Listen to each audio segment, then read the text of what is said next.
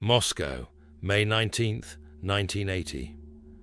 Normally, on Mondays, Colonel Alexei Bosik, first deputy chief of the KGB's 8th Main Directorate, began his workday by reviewing reports from his subordinates for the previous week. But this time, something was wrong. Major Viktor Sheymov had not submitted his report. He was not at his office. He was not at home. And the next day, he failed to appear again. Viktor Sheymov was not just another KGB officer. He was a cipher specialist, one of the people entrusted with the most sensitive secrets of the Soviet state. This is what one of those secret ciphers looked like. They were used to transmit information of extreme importance, completely hidden from interception. That is why the disappearance of a KGB cryptographer who had access to the state's deepest secrets immediately became a national emergency. It would take more than 5 years to uncover the truth behind Sheymov's disappearance.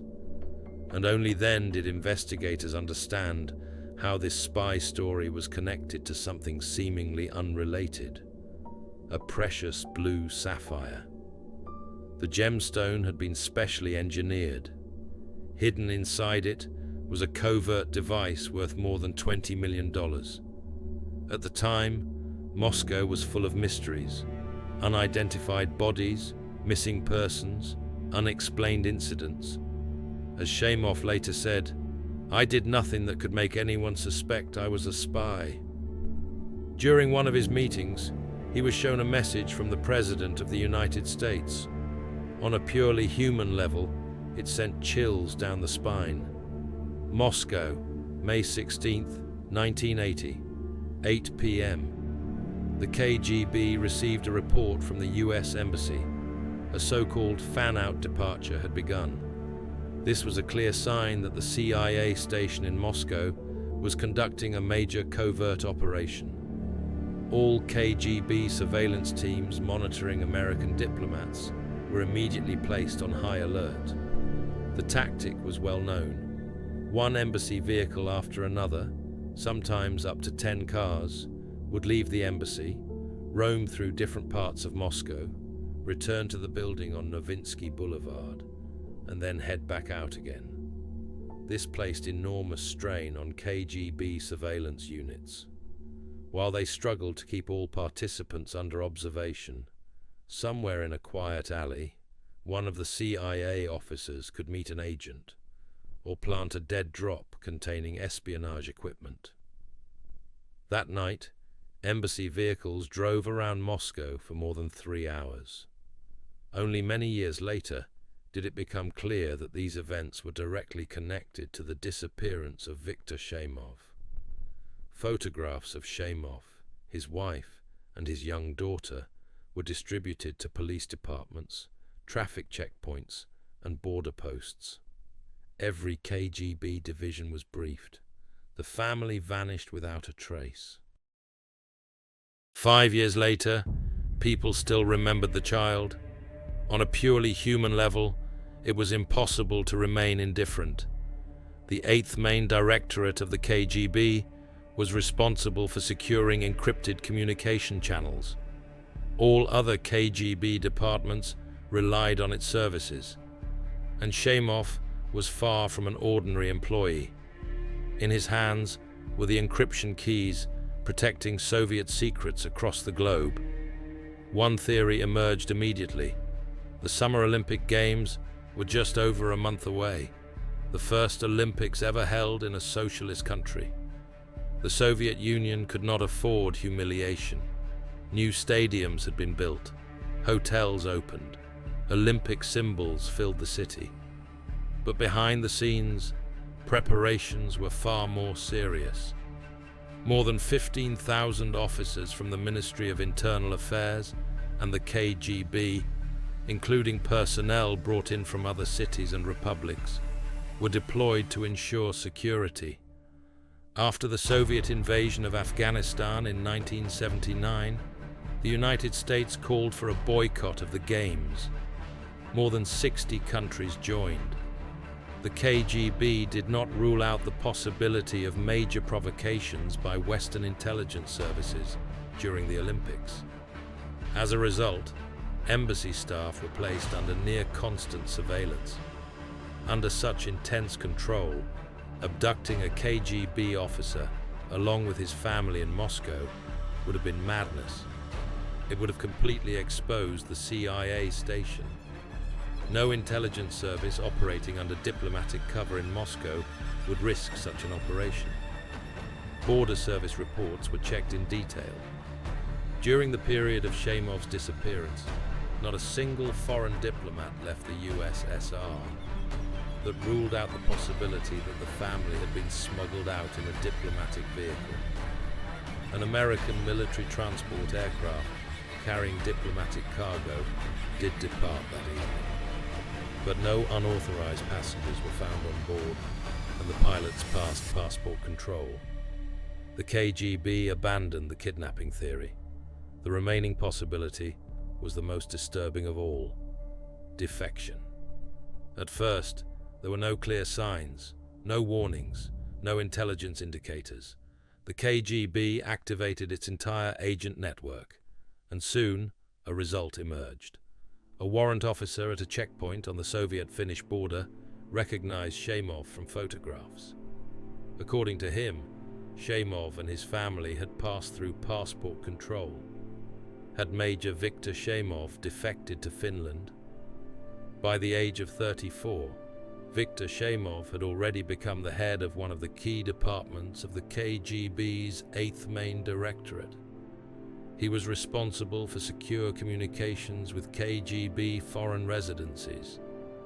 An officer holding such a position could not exist without the complete trust of the leadership. KGB investigators once again carefully reviewed Sheymov's personal file. A loyal party member, a highly qualified professional, no history of alcohol abuse, no greed for money, no extramarital affairs. On the contrary, a devoted family man. The biography of his wife Olga was also spotless.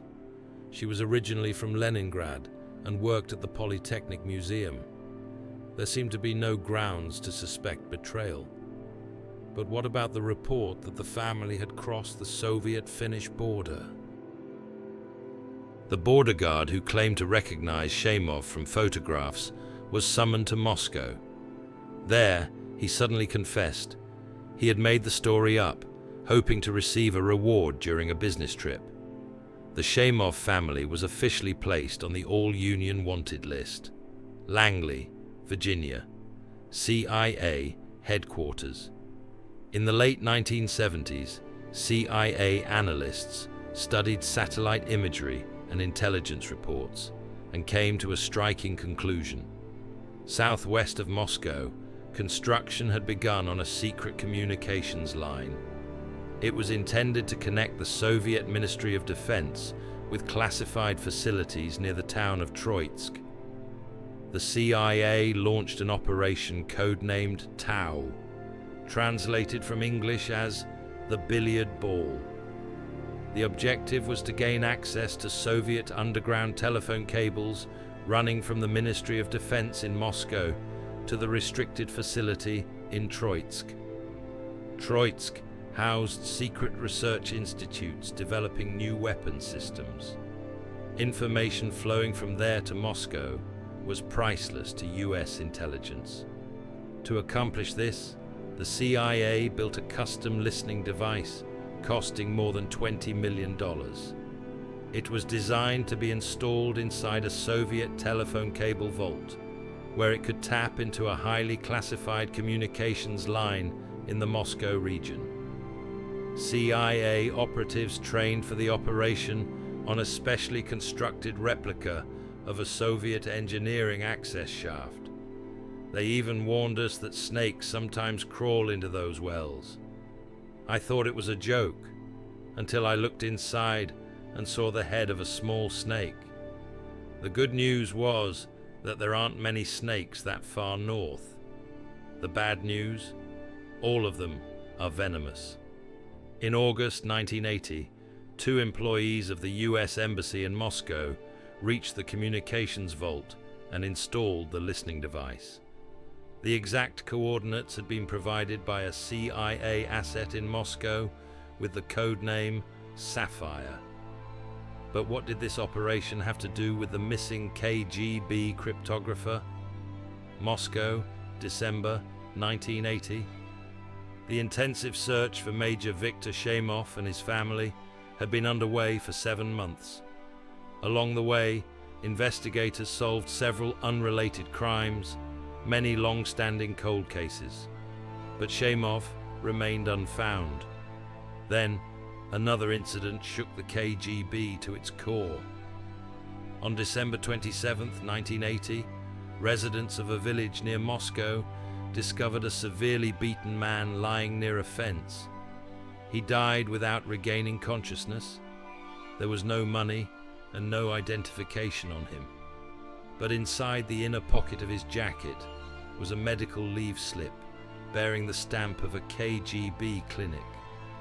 The victim was quickly identified.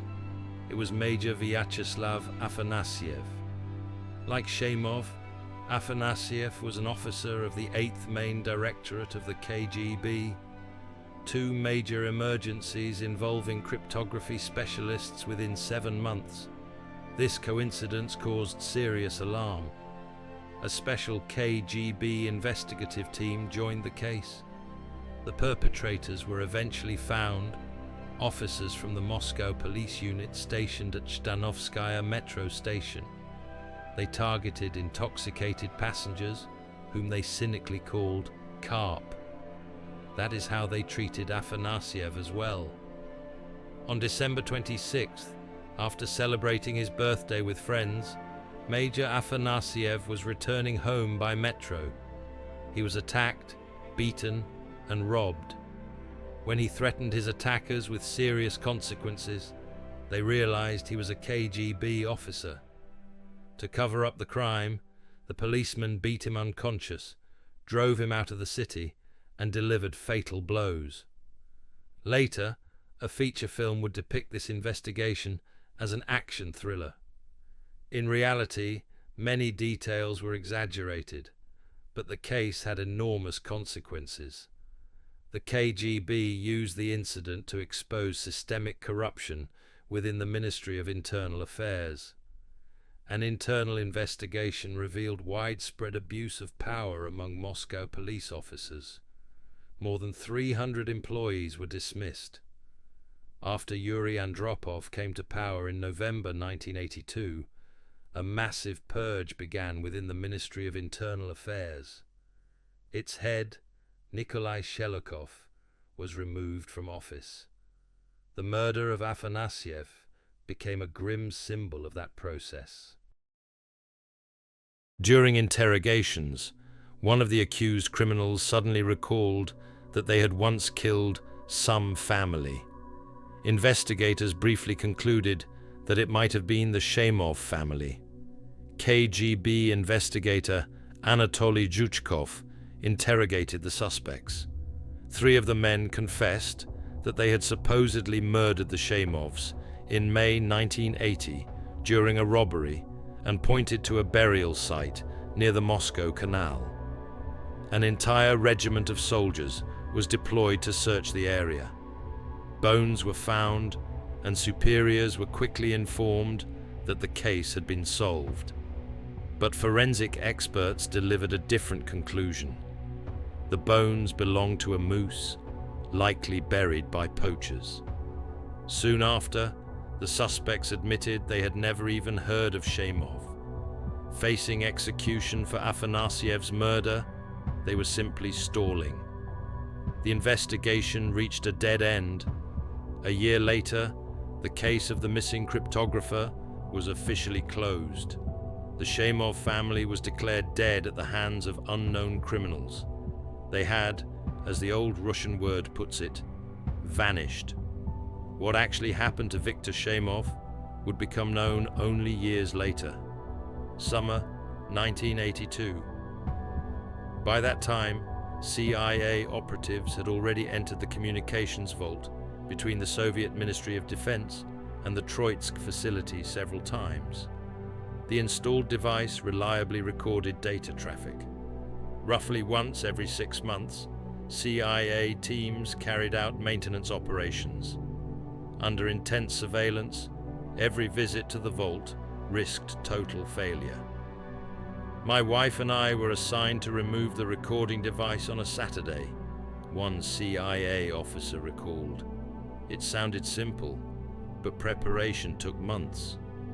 Throughout that time, CIA officer Gene Coyle deliberately trained KGB surveillance teams to get used to his routine. I never did anything that would make me look suspicious.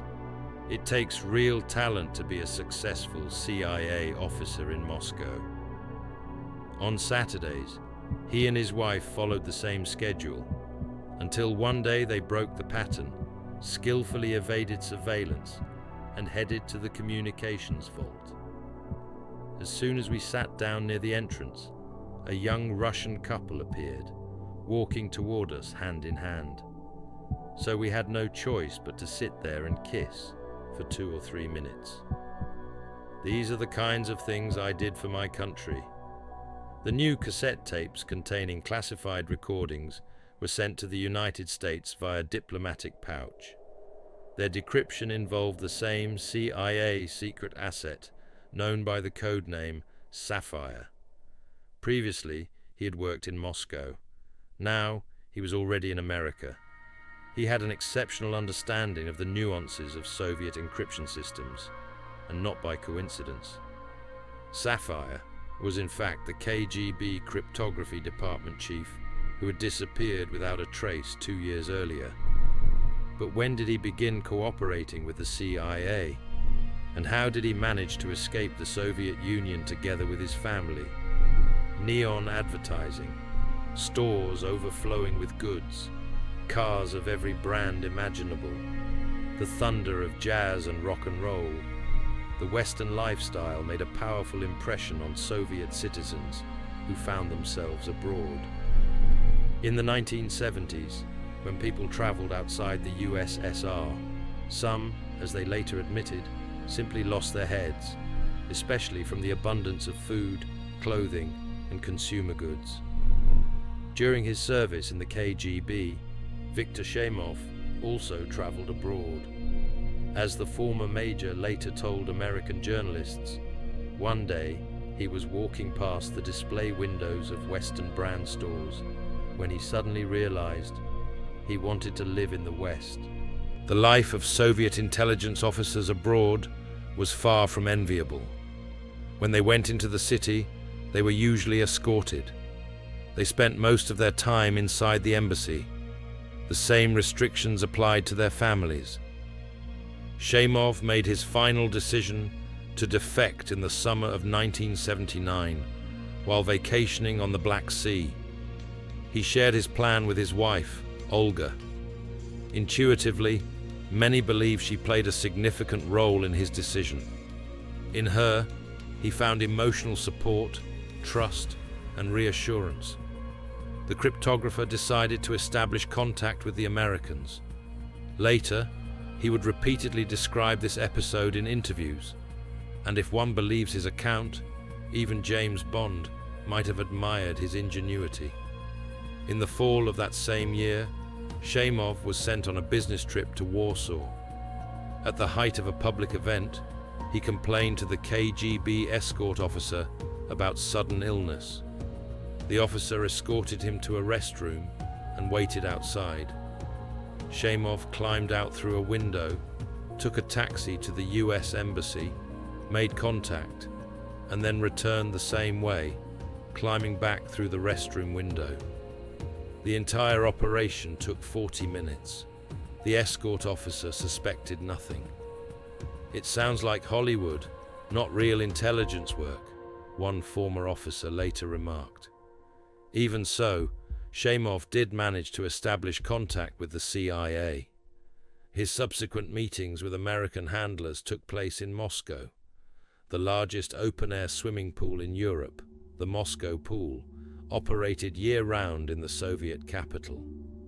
Beginning in January 1980, Sheymov met his CIA contacts there.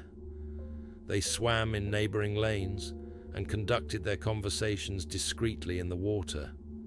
It was there that Sheymov laid out two conditions for cooperation. First, a payment of $1 million for his betrayal.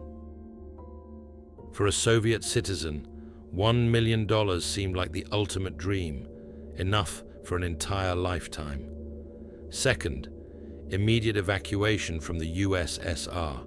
Sheymov categorically refused to work for the CIA while remaining in the country, where espionage meant certain execution. It was in the pool's locker room that he provided the Americans with information about the communications vaults connecting Troitsk with the Soviet Ministry of Defense. However, he warned them, all remaining secrets would be disclosed only after he was safely abroad. The condition was accepted. At one meeting, Sheymov was shown a message from the President of the United States. Only the President could authorize that. Upon crossing the US border, Sheymov would be granted American citizenship. On May 16, 1980, Viktor Sheymov vanished from Moscow. The escape plan was developed by CIA officer David Rolfe, who would later become CIA station chief in Moscow. While the KGB launched a massive search, the Sheymov family was already in Austria. From there, they flew to Washington, D.C. In the United States, Sheymov immediately began turning over secrets to the CIA. Later, he claimed that thanks to him, the Americans gained the ability to decrypt communications between the KGB and its foreign residencies. But was that really true? No encryption system remains unchanged for decades. Codes are regularly updated, keys are replaced, security protocols are strictly enforced. There is a full regulatory process for this. The unexplained disappearance of a senior cryptography officer alone would have been sufficient reason to replace all ciphers and keys immediately. So the idea that Sheymov allowed the CIA to read Soviet communications for years is highly questionable. If American intelligence had truly been reading everything, how could their major operational failures be explained? And those failures did come. On June 12, 1985, 3 CIA officers were arrested at the secret communications vault while attempting to replace the recording cassette. Among them was Gene Coyle. All 3 were expelled from the Soviet Union. The operation known as the billiard ball, into which the Americans had poured tens, perhaps hundreds, of millions of dollars, collapsed. Former KGB chairman Vladimir Khrushchev later claimed the cost reached $220 million. Others dispute that figure, though no one denies the expense was enormous.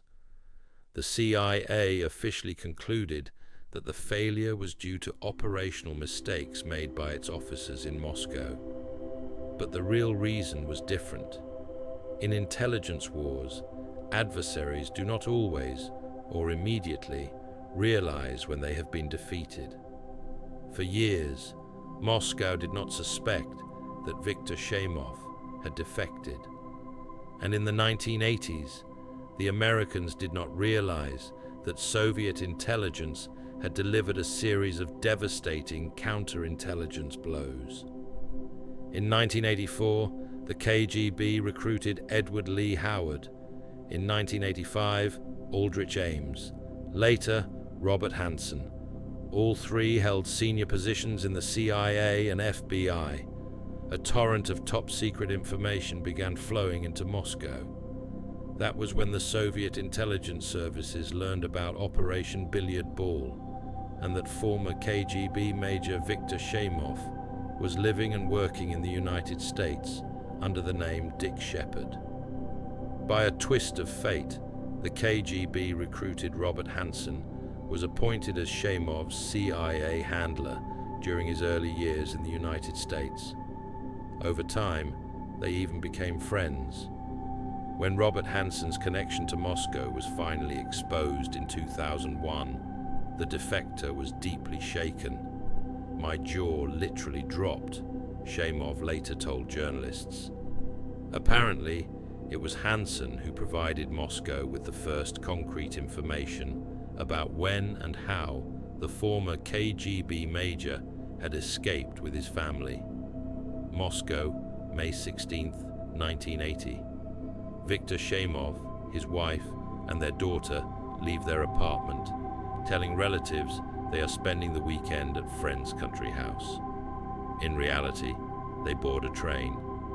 By May 18th, they arrive in Uzhhorod in Transcarpathia, just a few kilometers from the Czechoslovak border. From there, they are driven by car, most likely by a Western diplomat, across the border. Next stop, a plane to Vienna. This was how Viktor Sheymov himself later described his escape. But there is another version. According to KGB surveillance reports, on May 16, 1980, operatives observed unusual activity at the US Embassy in Moscow. CIA personnel began a coordinated, seemingly routine movement, what later became known as a fan-shaped dispersal. The containers were loaded onto the aircraft 2 hours before departure. The flight crew arrived, passed passport control, and no one in the KGB suspected that inside one container was Sheymov's wife Olga, and in another, their 5-year-old daughter. The child was given a sedative so she wouldn't cry at the wrong moment. By that time, Sheymov himself was already on board. How did he get there? Earlier that day, Sheymov and his family had been secretly delivered to the US Embassy.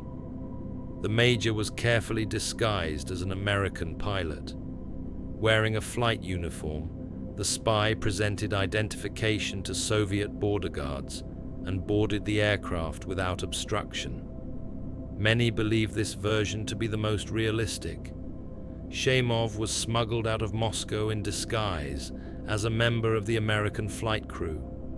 In the United States, Sheymov cooperated with American intelligence agencies. He was even awarded a CIA medal for contribution to US national security. Together with former CIA Director James Woolsey, he helped establish a private company. At first, it seemed he had achieved everything he wanted, but inside the CIA, doubts began to grow. The agency concluded that it had overestimated the value of Agent Sapphire. Instead of the promised $1 million, Sheymov received only $200,000. As debriefings continued, it became clear that he did not possess uniquely valuable intelligence. Relations with his American handlers cooled. Financial support was reduced. In 1991, having never received the promised reward, Sheymov filed a lawsuit against US intelligence. The former Agent Sapphire claimed he had delivered information of enormous importance. But even the American press remained skeptical. Some newspapers openly mocked him, playing on his first name. "Victor, shame on you, Victor," one headline read. What ideals was he suing the CIA for? Was democracy not what he expected? The case never reached court. To avoid scandal, the matter was settled quietly out of court. How much remained hidden after that legal battle is unknown. Afterward, the defector faded into the shadows. According to some reports, he feared retaliation from both his former colleagues in the KGB and his former handlers in the CIA. For most traitors, the ending is rarely attractive. They live their lives in fear, consumed by paranoia, convinced that sooner or later the ice axe of Trotsky will reach the back of their necks. There are virtually no examples of a truly happy life for a mole, a traitor, a turncoat. The weight of betrayal only grows heavier with time. Yet Agent Sapphire was once considered a major prize for the CIA. It was no coincidence that his code name was chosen after one of the most beautiful gemstones. To extract Major Sheymov, the Americans executed a genuinely complex operation, one that successfully threw the KGB off his trail. But over time, the brilliance of Sapphire faded. His value as a source of secret information dropped to almost zero. On October 8, 2019, Viktor Sheymov died in the United States. According to the official version, the cause was complications from pneumonia. By that time, the vanished cryptographer no longer interested intelligence agencies. The traitor and defector Viktor Sheymov had long since become a closed chapter.